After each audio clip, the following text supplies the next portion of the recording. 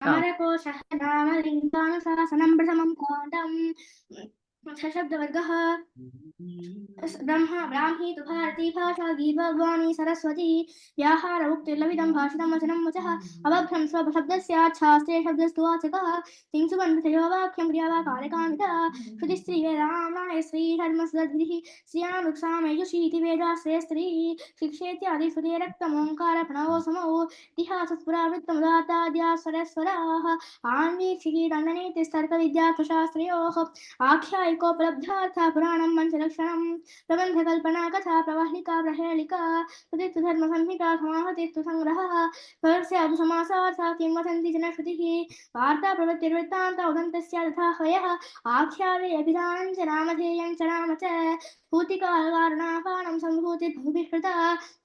विवादो व्यवहारस्याल्पन्यासस्तु वाङ्मुखम् उपोधात उदाहारश्रवणं स्वतः पुमान् प्रश्नो नियोगः पृच्छा च प्रतिवाक्योत्तरे समे मिथ्याभियोगोऽभ्याख्यानमथ मिथ्याभिशंसनम्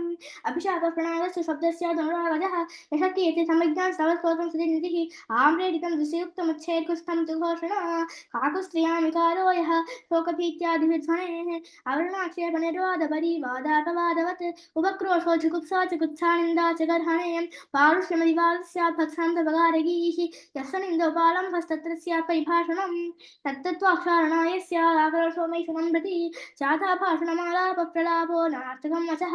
अनुलापो मुहुर्भाषा विलाप परिदेवनं विप्रलापो विरोधोक्तिसंलापो भाषणं विसः सुप्रलाप सुवचनमपलापस्तुनिर्भवः सोऽतिमाक्षेपाभियोगौ जातक्षापाक्रोशो तुरेषणा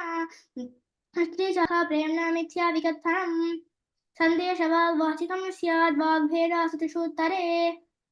रुषति वागकल्याणी स्यात् कल्यादु शुभात्मिका अत्यर्थमसुरं सान्त्वं सङ्गतं हृदयङ्गमम् निष्ठरं मरुसङ्ग्राम्यमश्लेषं सौमृतं प्रिये सत्येथ सङ्कुलक्लिष्टे परस्परपराहतं लुप्तवर्णपदं ग्रस्तं निरस्तं त्वरितोदितम् अम्बूकृतं हनिष्ठीवम् अबद्धं स्यादनर्थकम् एतत् पर्यन्तं पुनः एकवारं वदति वा? अस्ते चारुचतुष्टाका प्रेम्णा मिथ्यादिकथनं सन्देशवाग्वासिकं स्याद् वाग्भेदासुतिषूत्तरे रुषति वागकल्याणी सात् कल्यादु शुभात्मिका अत्यर्थमधुरं सान्त्वं सङ्गतं हृदयङ्गमं निष्ठुरं परुषङ्ग्राम्यमश्लेषं शून्यतं प्रिये सन्ध्येत सङ्कुलकृष्टे परस्परपराहतं लुप्तवर्णपरङ्ग्रस्तं निरस्तं त्वरितोदितम् अम्बूकृतं हनिष्ठीवमबद्धं स्यादनर्थकम् पुनरेकवारम्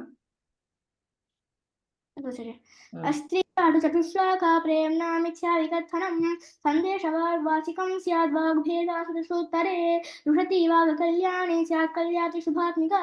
अत्यर्थमधुरं सान्त्वं सङ्गतं हृदयङ्गमं निष्ठुरं परुषङ्ग्राम्यमश्लेषं शून्यतं प्रिये अश्लीलम् इति अश्लेषम् इति श्रूयते I told अश्लीलम् किन्तु अश्लीलं सुनृतं प्रिये सत्ये च सङ्कुलक्लिष्टे परस्परपराहतं लिप्तवर्णपदं ग्रस्तं निरस्तं त्वरितोदितम् अम्बूकृतं हनिष्ठीवमबद्धं स्यादनर्थकम् अस्तु कथा अस्ति वा? नास्ति वा? सर्वे भवन्तु सुखिनः सर्वे सन्तु निरामयाः सर्वे भद्राणि पश्यन्तु